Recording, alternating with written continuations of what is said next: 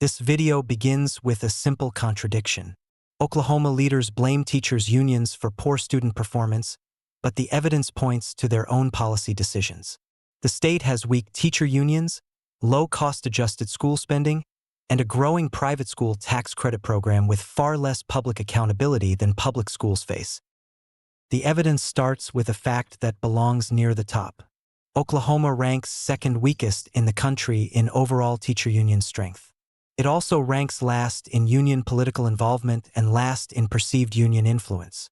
At the same time, Oklahoma ranks near the bottom in cost-adjusted K-12 spending.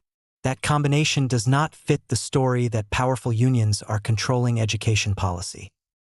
Oklahoma presents almost the opposite of the system some politicians describe.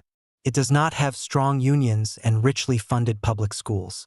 It has one of the weakest teacher union movements in the country and near-bottom cost-adjusted school spending.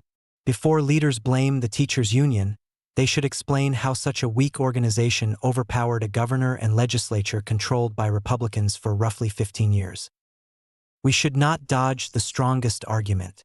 Oklahoma does devote nearly half of its appropriated budget to the broad education category. But that category includes K-12, higher education, career tech, teacher retirement, libraries, and smaller agencies.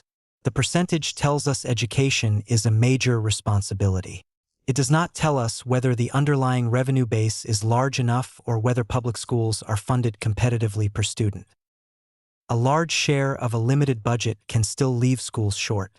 Oklahoma's state and local governments raise less revenue per resident than the national average.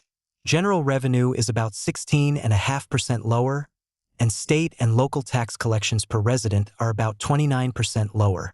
Oklahoma's lower cost of living explains part of that gap, but not all of it.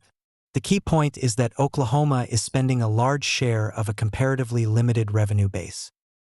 Oklahoma's low cost of living deserves credit.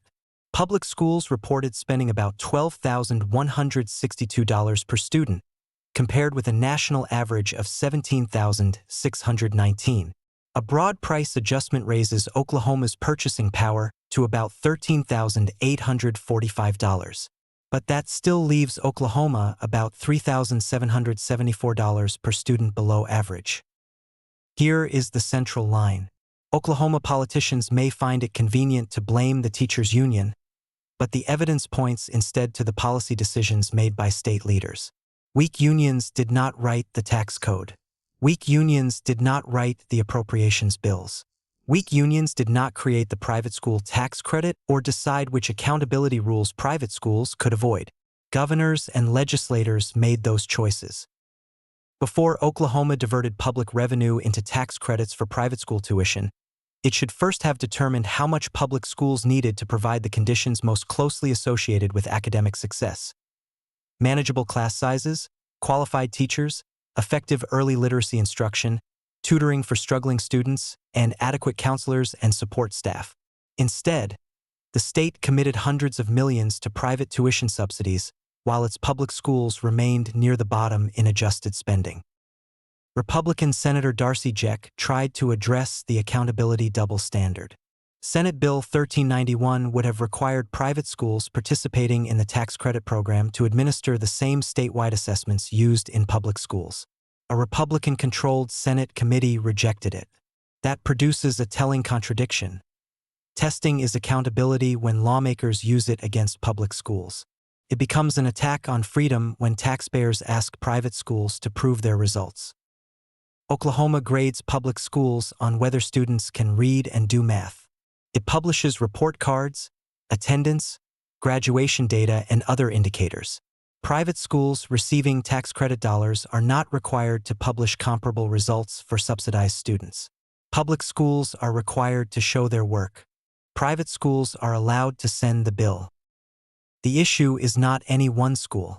The issue is the flow of public tax benefits into a private system without comparable public accountability.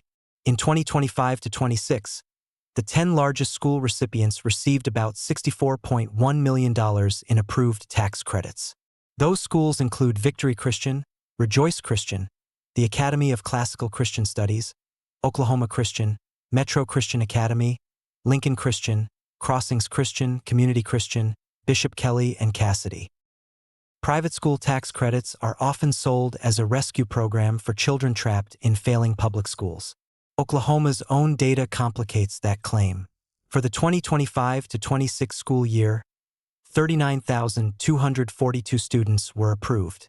Only 3,644 were identified as prior public school students. More than 9 out of 10 were not listed as prior public school students. That means the program is largely subsidizing private enrollment that already existed. The conclusion is simple. Teachers' unions did not write the tax code. They did not write the appropriations bills. They did not create the private school tax credit. They did not decide which accountability rules private schools could avoid. Those decisions were made by state leaders. Oklahoma leaders blame teachers' unions for poor student performance, but the evidence points to their own policy decisions. Follow the money at clangdon.substack.com.